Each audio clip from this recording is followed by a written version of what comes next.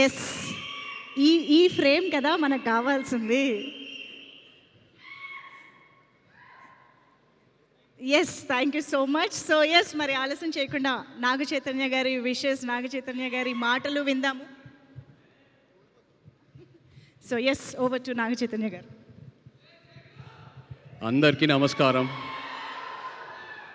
ముఖ్యంగా మా అక్కినేని అభిమానులందరికీ నమస్కారం. నాన్న తాతగారు అన్నట్టు అభిమాన దేవుళ్ళు. తమ్ముడు కొంచెం లేట్గా వచ్చినా మీరు లేటెస్ట్గా సపోర్ట్ చేశారు. నిజంగా ప్రతి ఈవెంట్ వీడియో చూస్తున్నా మీ ఎనర్జీయే మారిపోయింది, మీ సౌండే మారిపోయింది. I'm so happy. Thank you all so much.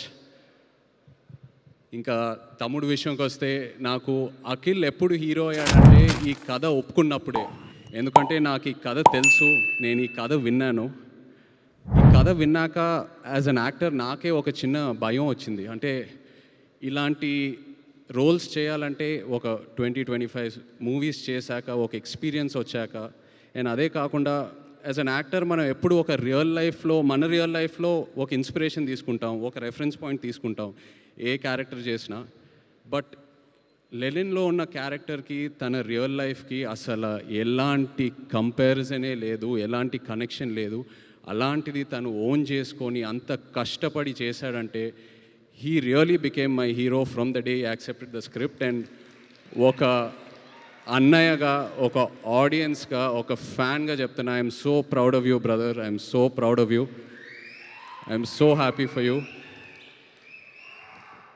And అలాగే కింగ్ ఫైర్ మీ అందరికీ ఇక్కడ ఎవరికి తెలీదు, అది నాకు అఖిల్కే తెలుసు.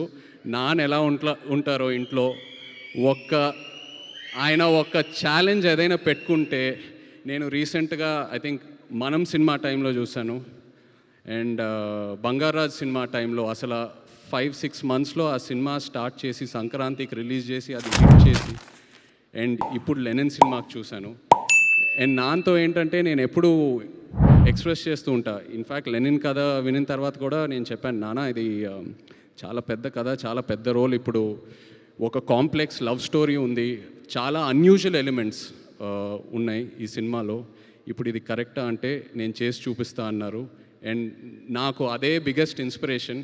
అండ్ నాన్న కెరియర్లో చూస్తే మేబీ ఆయన చేసిన ఈ డేరింగ్ స్టెప్స్ వల్ల ఒక శివ, ఒక గీతాంజలి, ఒక అన్నమయ్య, ఒక నిన్నే పెళ్ళాడతా, ఇలాంటి సినిమాలు వస్తాయి.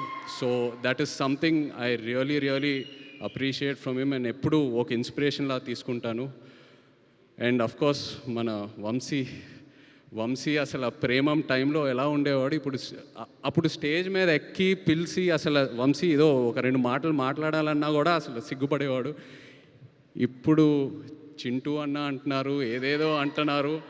అండ్ అదే కాకుండా బట్ జోక్స్ అపార్ట్, తను ఏ సినిమా చేసినా ఆ సినిమాకి డబ్బులు వస్తున్నాయా రావట్లేదా అవన్నీ పక్కన పెడితే ఒక హీరోని ఎలా ప్రొజెక్ట్ చేయాలో వంశీకి తెలుసు. అండ్ అదే తమ్ముడికి ఇచ్చాడు. I'm so happy. Thank you so much Vamsi. And director Kishore, Nandu, సవ్యసాచిలో నందు యాక్చువల్లీ ఏడి. సో నీ సినిమా సక్సెస్ మీట్కి వస్తున్నానంటే I'm so happy for you. రెండో సినిమా అది సక్సెస్ మీట్కి I'm so happy for you. And ఆశ్చర్యం ఏంటంటే నేను లెనిన్ సినిమా చూశాక నాకు 2 సీన్స్ భలే ఇష్టం సినిమాలో.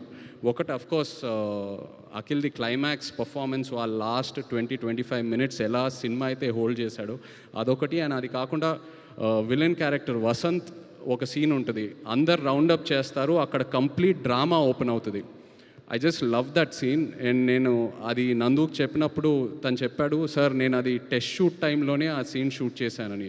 So that shows the conviction in as a director. And ప్రతి ఆర్టిస్ట్ అసలు భలే పర్ఫామ్ చేశారు. ఒక ఆర్టిస్ట్ పర్ఫార్మెన్స్ వెనక ఒక డైరెక్టర్ సపోర్ట్ ఉండాలి. So really Nandu, hats off to you as an actor.